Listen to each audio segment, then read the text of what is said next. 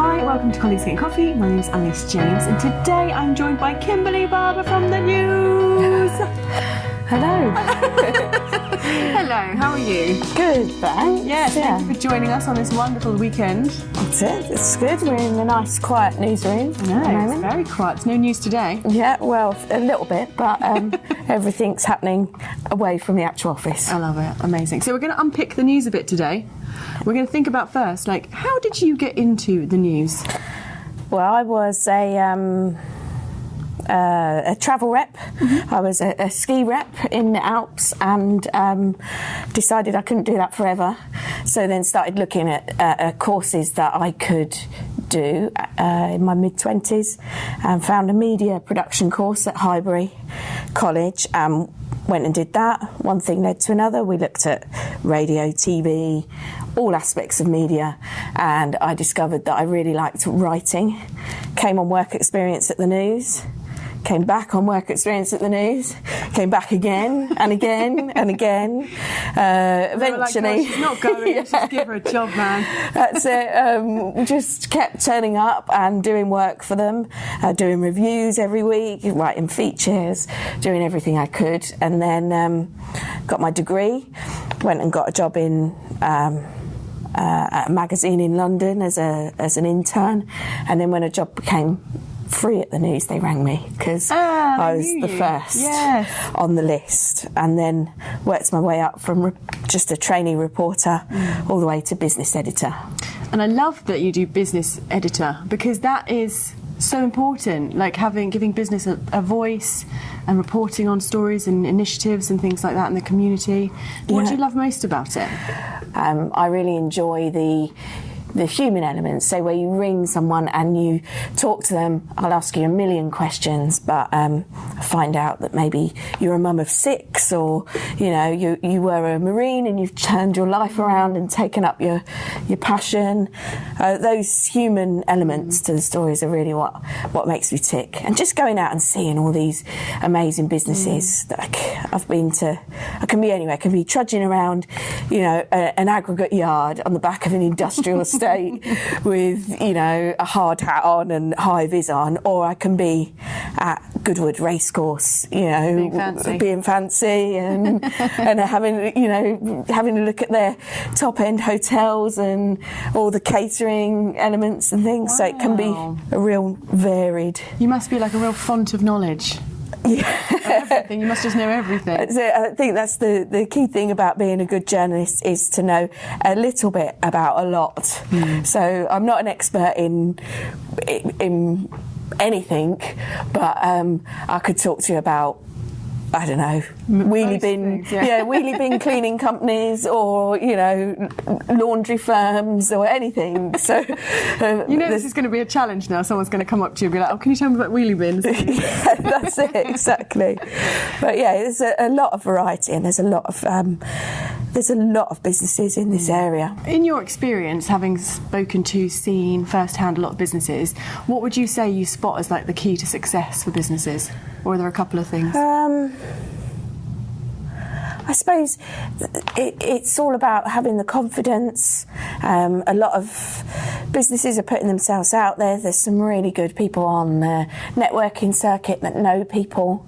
And again, making the connections with other businesses, especially if you're a small one-person, working from home, that sort of thing, it can be very lonely. But then by working with other people or by networking, it's all about the connections. And I find a lot of my stories that way, through meeting people who introduced me to people who introduced me to people.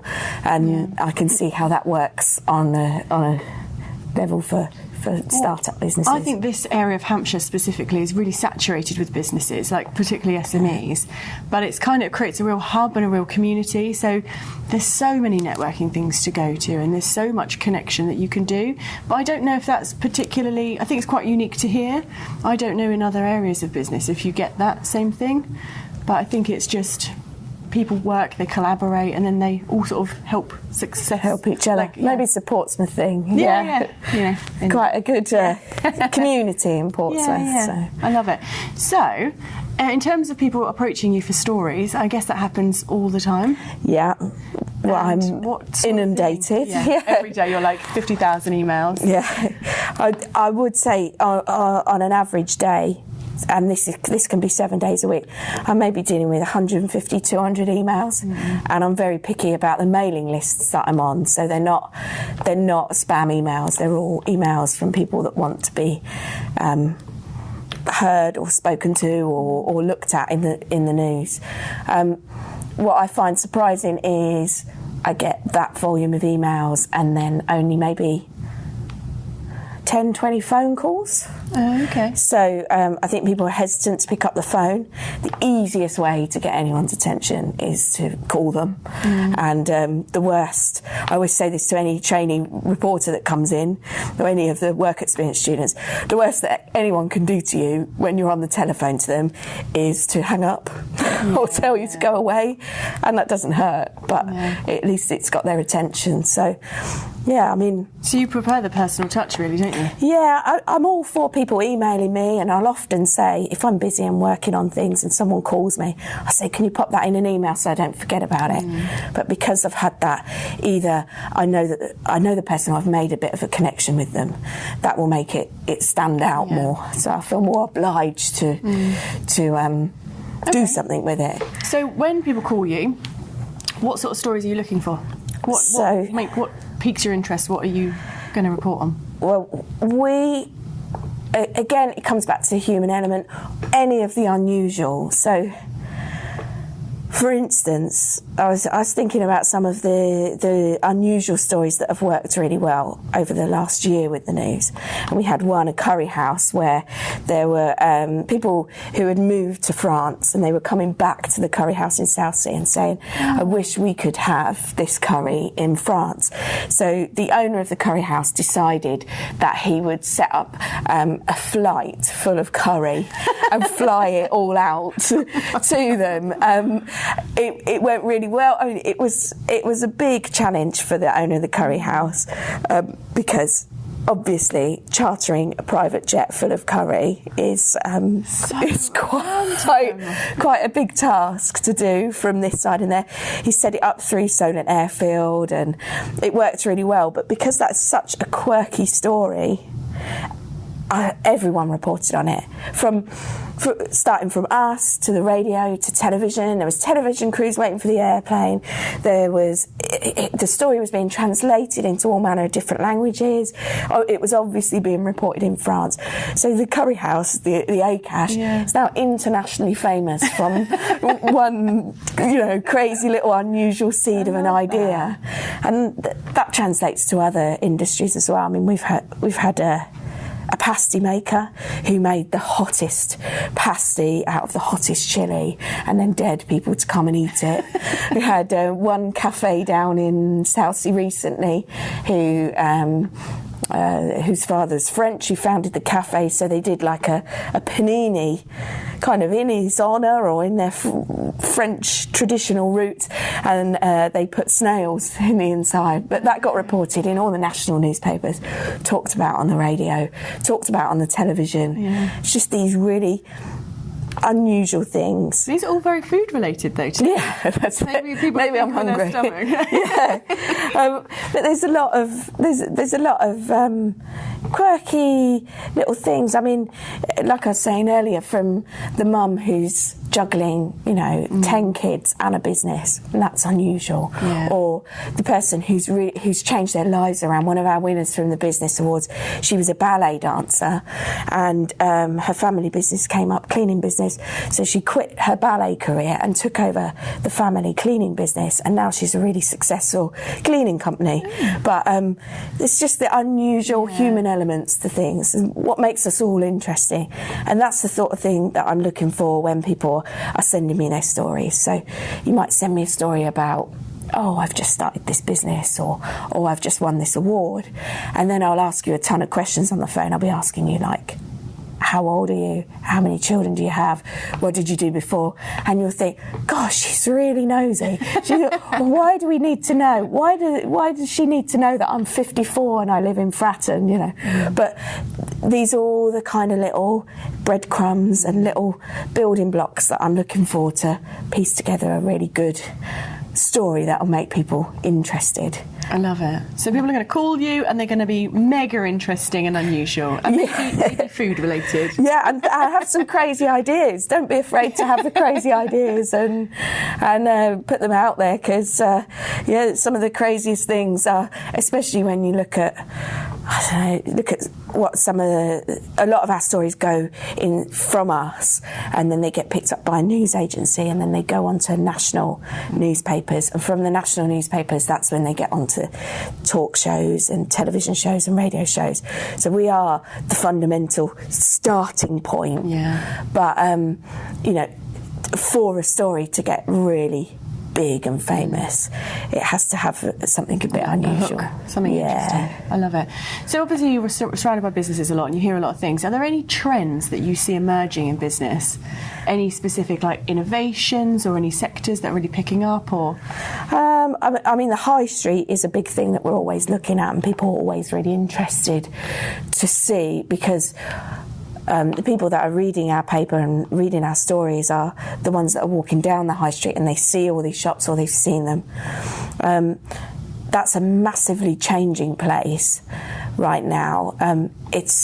I don't necessarily think the high street's going to die, but it needs to really change for the businesses there to survive. So we have a story going in tomorrow's paper, so I interviewed him on last week, but he is a electrical repair company.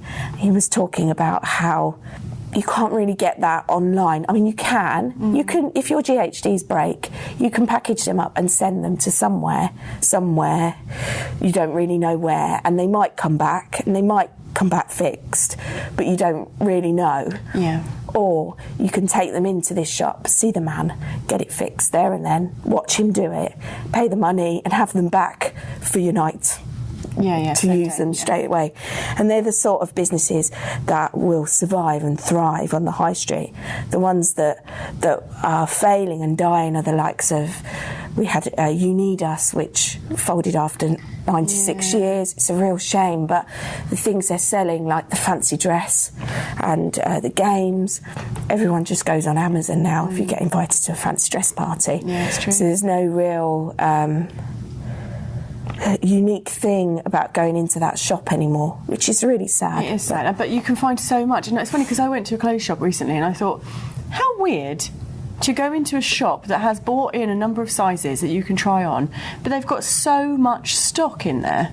And I thought, this is weird, because what if they don't sell it? It goes on sale and blah, blah, blah, and actually they're making a loss maybe, or they're making very small margin on it. But online, you can just find the size you think you are, they send it to you, you try it on, doesn't fit, you send it back, done. Yeah. I thought, what a weird concept actually, that shops exist, and you think about huge stores stuff. like Debenhams, God, the amount of stock they have, and you're banking on people thinking, I really need that and I really want this. But I think it is a shame what's happening, because I think that realness and actually having that experience of going out and meeting people we're becoming much more isolated. Yeah. We're becoming so much more online. It breaks down a lot of communication. And the thing that is rising is the catering and hospitality industry. It seems to be booming and growing with the likes of these small coffee shops and restaurants. This is where you see some really exciting things coming about and really exciting businesses coming in, catering for a whole range of people and needs and dietary requirements. So although there are shops closing, there's these little glimmers of hope coming in, which I mean, maybe you never drive past Costa Coffee and see it empty. Yeah, it's never. Yeah. It's never empty. We're literally like a coffee generation, aren't we? Yeah, there's always somebody sitting in there with a coffee and with their laptop on, or these are becoming the hubs of the community rather than I don't know, the traditional shops. How does the digital revolution affect your industry then, and print publication? So it has had a big effect. I mean, there's no getting away from the fact that print readership is declining. It is declining across the board. But although people aren't necessarily buying a print version of the newspaper, the online reach has just grown. I don't know, it's just phenomenal how many people are clicking on our stories, are looking at our stories, are sharing them, are engaging with them. We've got a whole new way of dealing with readers, whereas before you'd have, you'd have your stories, you sent them out to print, and you don't know if people are actually reading them, or maybe you would get a letter sent in or an odd phone call from an odd, avid reader, but you wouldn't know the instant reaction. Now I write a story, it goes on Facebook, it goes online straight away, and people are commenting instantly, and some of our stories are picking up hundreds of comments from different people. A lot of those are like tagging their friends and saying, have you seen this? But it's nice to see how things resonate with people. People can be quite mean online. Well, online it's a bit anonymous. And even on Facebook, when they have their full name and details, a lot of people don't think before they type, and that can be. You just have to realise that that's like a gut reaction or it's instant reaction. It's not necessarily. They don't necessarily want to kill you or hate you, but how they come across, they might say, all the news journalists deserve to go to whatever. But there's often a reaction that you see, but you can always take that feedback, and especially in this day and age, we're really keen now to look at how our stories are being shared. We've got analytical programs that can tell us who's clicked on what, when, what time, how many people have Googled things and how they found your stories, if they came through Facebook, if they came through Twitter, if they came through LinkedIn. So there's a lot of analysis being done. That is a good thing, because it means that when we get a story that works really well, we can look to see why that worked really well and then try and replicate it. So try and, learn from it. Repeat the success. I mean, in some ways that's really good, but other ways you get a story that needs to be reported on, and then that goes online and nobody clicks on it. And those are the sorts, that's how it's changing. Those are the sorts of things that you'll be seeing less and less of, although they're important, but they're not necessarily interesting. So it's a big shift in that, and it's a big shift on how we write things. What headlines we're using. There's a real emphasis on each and every journalist to know SEO, to understand what they're doing, and that's a big responsibility on us. Because you learned a skill set, and actually now, and everyone, I think, all businesses as well, having to use social media, for example, it's a real skill set that they have to now pick up and add.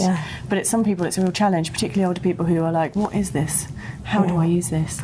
And before, with the print edition or the print paper, you'd write a story. This is going back a few years now. You'd write a story and it'd get sent to a sub-editor who'd check it for spelling, who'd check it for grammar, who'd be on you checking for facts and details, who'd come at you if you got a slightly thing wrong, or there would be a big checking of everything.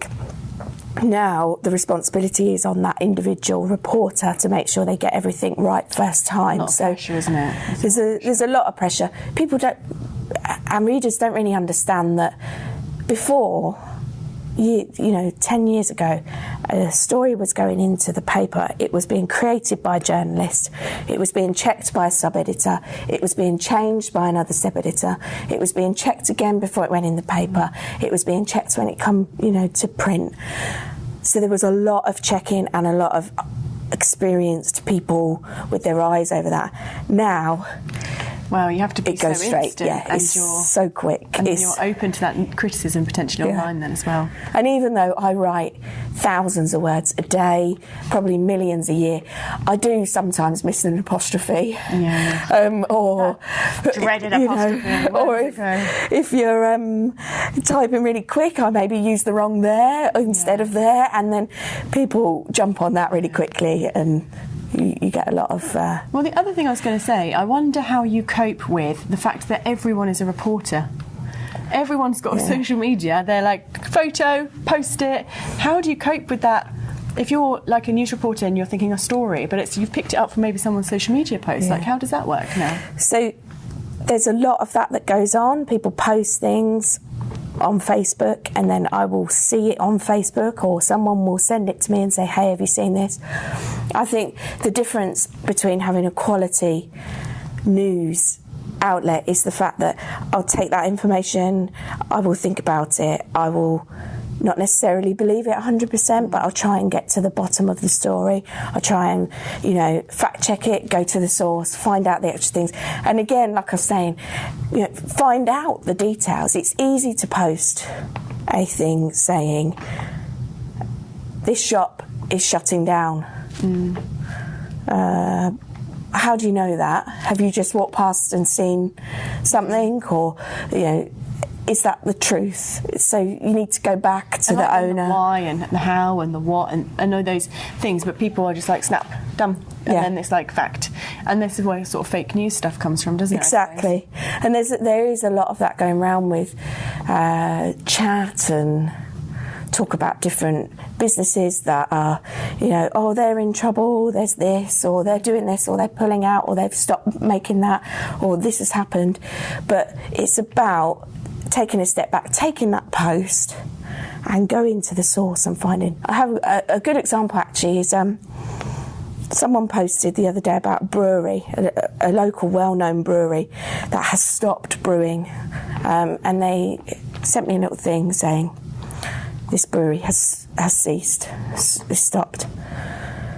So it's taken me a while, but I got in touch with the director and set up an interview with him and spoke to him about all the reasons why they've stopped, what's happened to their members of staff that was working there, how Brexit had affected them, how tax had affected the business, if they would come back again, what their business is moving into.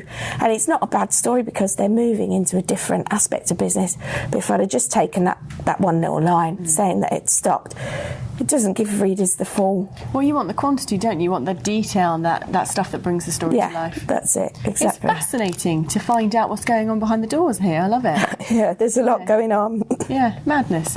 I love it. So, how can people how can people get in touch with you? Call you? Do you want to So, obviously, I'm on all the social media platforms, but if you want to get through to me, email me directly or call me I'm going to call you at 11 o'clock at night, plant the seed in your head, and then I'll call you the next morning at 7 a.m. Hi, can we talk again? That's the danger of Facebook as well, because obviously you can call people through Facebook Messenger. Yes, you can. So I apologise if people have sent me Facebook requests and I haven't quite accepted you. I just worry about having just too much. The middle of the night phone calls. I woke up, I had a bad dream. I think you should report about it. Yes. I'm okay, thanks. But email, and that's the same with any. If you are looking to get your news story in a local newspaper, which is a great way to promote your company, the top tips are to find the person at your local newspaper who's responsible. If it's a business story, come through to me. If it's a health story, my colleague Millie's here. That's the same structure in pretty much any newspaper that you'll go to. If they haven't got specialists like we have here, they will certainly have like a patch reporter. So for instance, if you're in Canterbury and you want to write about, get in touch with the local newspaper and find out who covers that particular area, and then directly message them. Fascinating, useful, I love it. Thank you so much for your time today. Thank you. And amazing. By all means, anyone watching, get in touch with any Portsmouth area related business stories. Careful what you wish for. I know, that's it. Cool. Thank you so much. Thank you.